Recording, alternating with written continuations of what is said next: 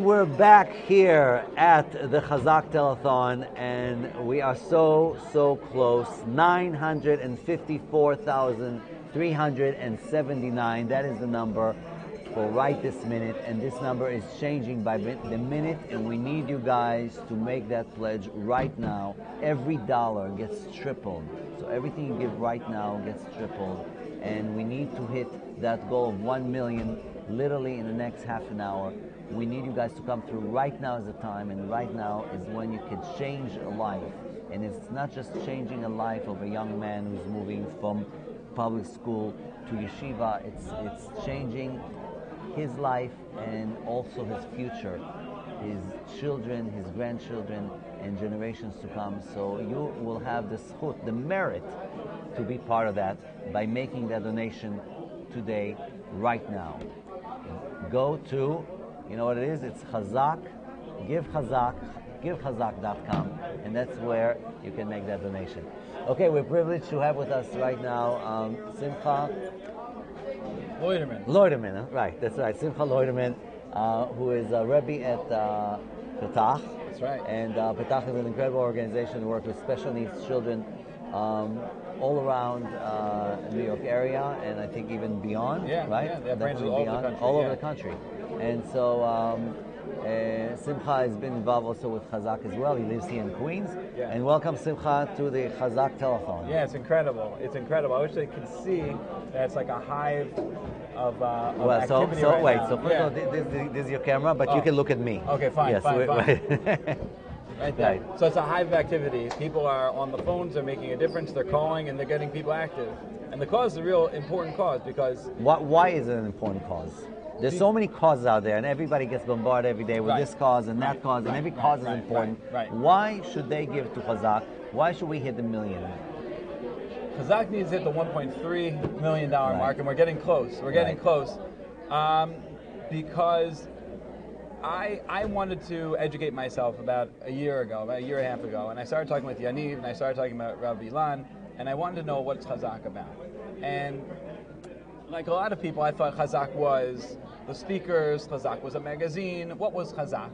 And I sat down with Rabbi Ilan, and Rabbi Ilan showed me a video, and I just couldn't believe it. It took me back to when I was in public school. There were boys fighting, there were boys beating each other, with their fists, with club, with anything. It was just unlike anything I'd seen. And he said, this is a regular afternoon for boys. This is what they're doing. Boys and girls. They're doing all sorts of activities. And I went to the power meeting, and I found out they're intermarried. They're doing drugs. Some of them are overdosing. I got to go to J-Wave. I saw what they're doing. Sitting with the Rebbeim, putting on a kippah, wearing tzitzis, learning Aleph Beis, learning Torah, learning Mishnah. It's a complete transformation that's going on for these kids. I thought this is amazing. This is amazing. And it's an investment because it's right here in Queens. It's right here in Queens. It's in our backyard. We're here in Kew Garden Hills. I don't know if you know anything in Queens watching here, but it's Kew Garden Hills. Right next door is Forest Hills, and these are our neighbors. This improves our community. This helps our community. And yeah, like you said, it's going to help their families. It's going to help their children. It's going to help their wives. Hopefully they'll marry Jewish women, Jewish men. And it's a real threat because we're at second generation kids going to public school. They don't necessarily see the need. So you said something very interesting because, like when you sat down here, I didn't think I was talking to somebody who came from the public school system. Yeah. So this is very interesting to me. Yeah. So tell me a little bit about that. Okay, so, I mean, it's apples to, to rocks at this point. I mean, there were no cell phones, there was no YouTube, there's no Twitter.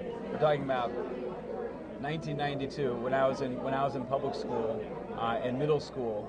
But even then, coming from a kosher home, coming from a religious home, it was a complete culture shock for me. Half my school was Jewish. Why did your parents send you to public school? It was a matter of not finding the right fit for yeshiva school. It was a matter of funds at the time. It was during the recession, during the George Bush. So funds is a very big thing. It's because a lot of these yeshivas are very, are very expensive. There's situations where the yeshiva says, listen, I mean, we gotta pay the rabbeim, and this is what it is. We can't. If you send us to public school, send to public school. So there's nothing we can do. I'm saying, and again, my parents did the right thing, and I grew up in a wonderful home. I'm religious today because of my community. I'm religious today because of my parents and my brothers. It was a culture shock, though. I mean, these were kids who they weren't eating kosher. They weren't keeping Shabbos, right? And these are other Jewish kids. And then you had kids who weren't Jewish. Weren't Jewish, right? And just their values are just completely different. And it was a complete culture shock. I mean, I remember having a dress code in yeshiva, right? Just wearing a collared shirt. And kids are wearing shorts. Kids are wearing short sleeve shirts, and just the way that kids are behaving. But I also understand that there's a draw to public school. A lot of people think that the education is better. There's a lot of teams. There's a lot of activities. There's a lot of things that a public school can offer that a yeshiva just can't offer. But there's something that yeshiva can offer that a public school can, and that is an opportunity to continue a Jewish education. It's not enough to go to Sunday school. It's not enough to belong to a shul. Right. It's not enough in this day and age. Right. Sunday school is the first step, but then it takes you further. Right. So Chazak does, it's like soup to nuts. They have programs for people who are only ready to send their kids for Sundays, and they have programs for after school, and they have a base medrash, they have a kollel, and they're helping entire families. I met some just incredible people who came from nothing, and now they're rebbeim there at Chazak, at the J-Wave program. Another thing, a lot of people are afraid of, their kids are not going to get into good schools. They're really afraid of that somehow if they go to yeshiva, they're going to go to yeshiva. It's not the same education.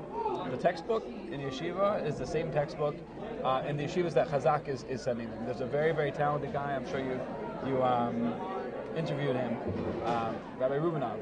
Yes. He works very, very hard to go and find the right thing. He's not trying to go and put a square peg in a round hole or an octagon into a hexagon.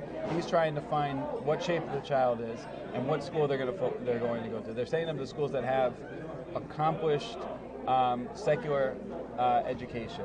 Right, and these kids who come out of the school can go to regular colleges. I've worked in yeshiva. Right now, I work in Petach. Petach is an MTA. MTA is a Jewish school. Kids are going to the same exact colleges that kids are coming from Forest Hills High School. Kids are going to, all of the colleges that, whether it's Queens or Yale or Tulane or Columbia, they're getting into the same places. They're getting into the same dental programs, law programs. It's not been an impediment. If you've been to the religious Jewish community, and I suspect you have, right? There's all walks of life. There's rebbeim, and there's people in kollel, and there are accountants. There are people who own stores. There are lawyers and doctors and actuaries, right? And it's. I think that's the thing that we need to communicate. Also, you're not holding your child back. You're springing them forward, right? Especially with the Jewish education. And Chazak actually communicates that.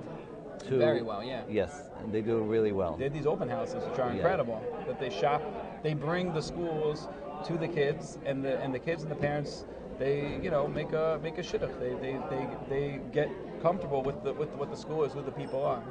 I think it's just incredible, very comprehensive what they do. And when I saw that, when I met Rabbi Ilan, and I saw, I don't know if any of the room's big enough to hold Yaniv's energy.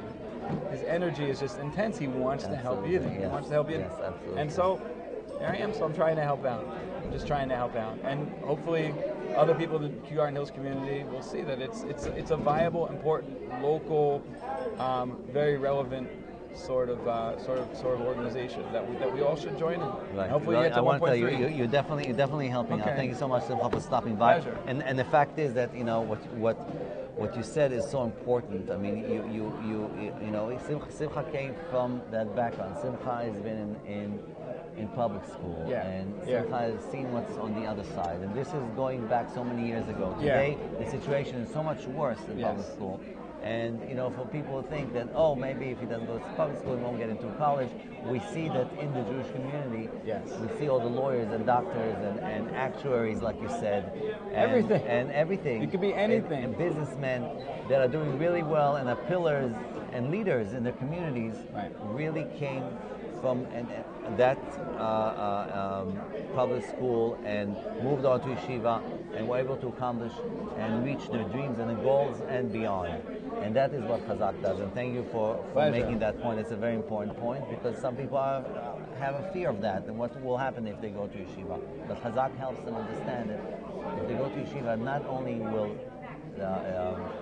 they will get their spirituality and be connected to Judaism, but as far as the secular studies and as far as living in the real world, they'll still be able to do it just as well, sometimes even better, than if they've gone to public school. Absolutely. So, yes. And also because I think we can both agree that community sets you forward and connections. And becoming part of a larger Jewish community and making those connections. Exactly. I think networking is also a very big deal. The best places you can meet is either in shul or in the mikveh. Yes. I mean, yes. That's where the biggest connections happen, right? And that's the biggest business deals. You know, like always which building? You know, I always bring my pen to the mikveh. Absolutely. Right, exactly. Absolutely. Right. But yeah, definitely. When someone becomes part, let's say they're part of a more.